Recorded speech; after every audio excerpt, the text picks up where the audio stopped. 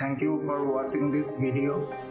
Don't forget to subscribe Emotech for more Photoshop tutorials. Also like and share this video if it is helpful.